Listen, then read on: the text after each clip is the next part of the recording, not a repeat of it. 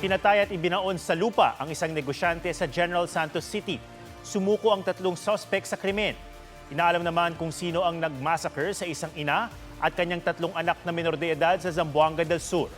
Ang mga krimen sa probinsya sa report ni Darlene Cai. Wala ng buhay dahil sa mga saksak ang babaeng barangay health worker at 3 anak niyang minor de edad na natagpuan kanina umaga sa kanilang bahay sa Josefina, Zamboanga del Sur.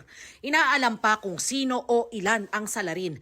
Batay sa investigasyon, posibleng pumasok sa sirang pader ng bahay ang may sala. Sa hukay na ito sa isang bakanteng lote sa General Santos City, nakita noong Sabado ang 27 anyos na negosyanteng June 24 pa naiulat na nawala. Kahit naaagnas na, positibong kinilala ng pamilya ang katawan ni John Alexis R.J. Punla. Dating OFW sa New Zealand at ngayon cattle buyer o nagnenegosyo ng baka. Sabi ng kanyang pamilya, hindi na nakauwi si RJ mula nang umalis bitbit ang mahigit 200,000 pesos na perang pambili ng baka sa ahenteng nakatransaksyon online.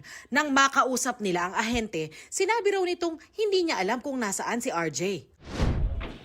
3 suspek ang sumuko at nahaharap sa mga reklamo.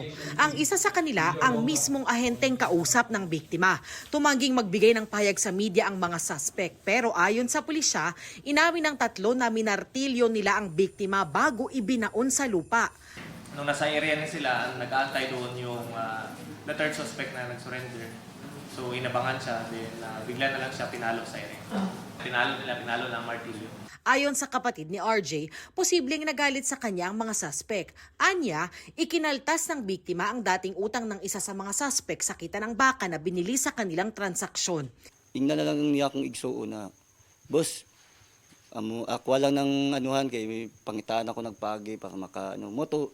Sige lang kung wala kay ako lang ng minus ay mong Pag makahalin tawag baka, minusan lang ako imong utang. Moto tong pagkalas na magnalain siya kay na minusan siya og 4,000 ba. Pero ayon sa pulisya, itinanggi ng 3 na tinangay nila ang pera ng biktima. Nakasilid sa sako ang bangkay ng isang lalaking nakita sa damuhan kahapon sa barangay Zamboanga sa Lawag, Ilocos Norte. Tadtad ng mga sugat sa mukha at mga pasa sa katawan ang 36 anyos na si Jason Ramos. Suspect ang foreman na kasamahan ng biktima sa construction.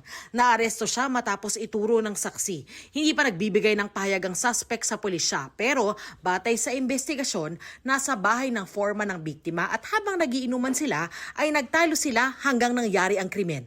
Darlene Cai, GMA News.